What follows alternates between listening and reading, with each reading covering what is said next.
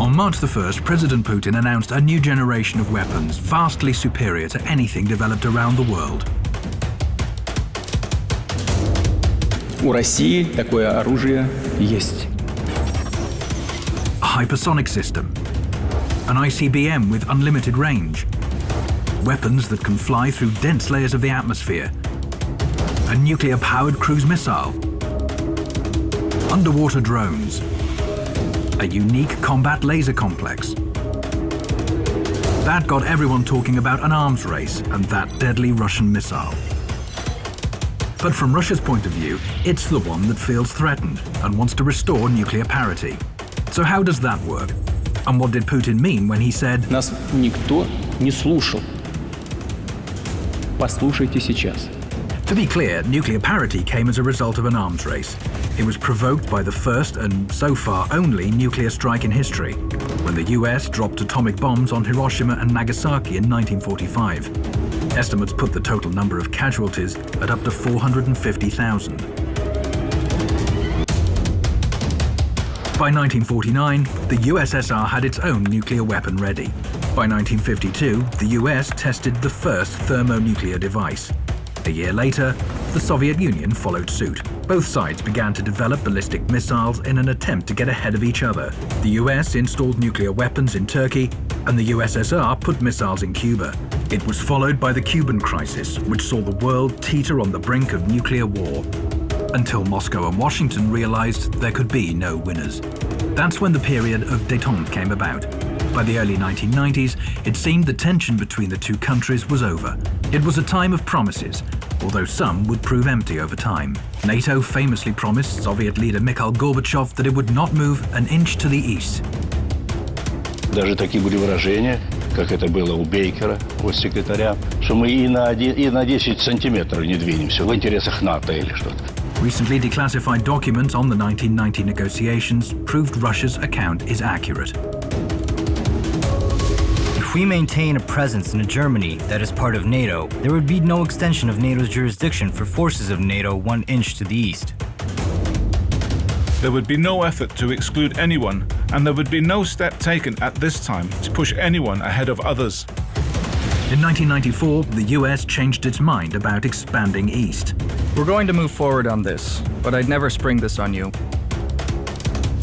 But over the past 18 years, NATO's been joined by Hungary, Poland, the Czech Republic, Bulgaria, Romania, Slovakia, Albania, Croatia, Montenegro, as well as the former Soviet republics of Lithuania, Latvia, and Estonia. NATO is now at Russia's doorstep. Here is an online meme on how Russia moved its country too close to NATO's military bases.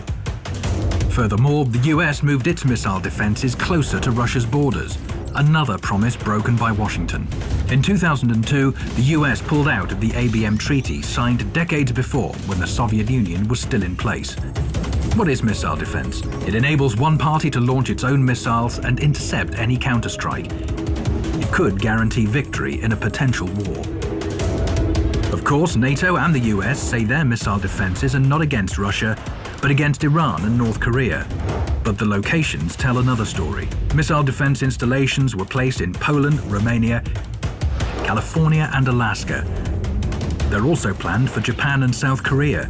Missile defense ships patrol the seas close to Russian territory. Создаются системы, элементы систем противоракетной обороны, что нас очень беспокоит, и мы постоянно об этом говорим в течение 10 лет. Это разрушает стратегический баланс в мире. The balance is disrupted, and Russia, which hasn't ramped up its missile defenses like the US, is facing a deadly danger. Вы же все понимаете, о чем идет речь. Чего молчите-то? Вы все молчите. Ситуация усугубляется, ведь это подталкивает гонку вооружений, новый виток создает.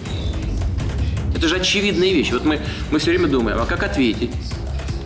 Мы думаем, совершенствовать систему, преодоления систем противоракетной обороны.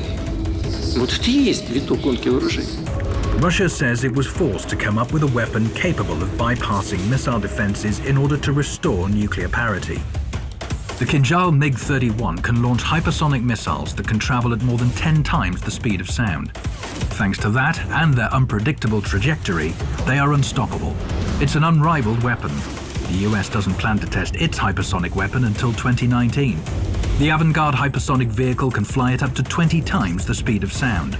An ICBM will take it to an altitude of several dozen kilometers, from where it can dive headfirst back to Earth at top speed with aircraft-like maneuverability, dodging any missile defenses. In contrast, when other existing ballistic missiles re-enter the atmosphere, they fly at a preset trajectory, making them easy targets for ABM systems. Sarmat might seem like an ordinary ICBM, but its range is much longer. The legendary Topol-M missiles can only take the shortest route through the ABM systems. Sarmat can travel via the North or the South Pole where there's no missile shield, and it will still hit its target.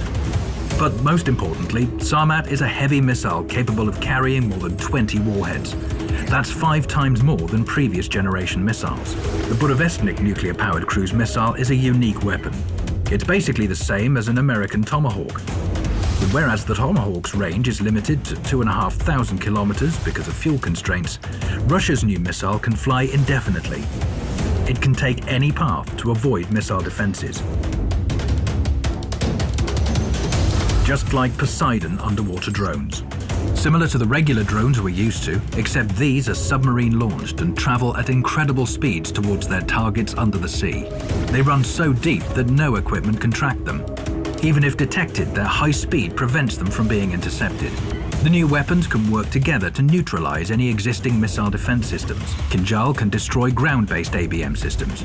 Poseidon drones take care of those at sea. Then, the Sarmat, Avangard and cruise missiles can be launched towards their target, bypassing any remaining barriers.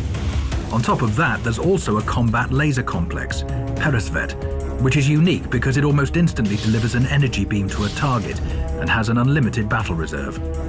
Developing new weapons is not a belligerent move, rather a move to restore parity. Perhaps this time the call for a balance of force and fair treatment all round will be heard. Нас никто не слушал. Послушайте сейчас.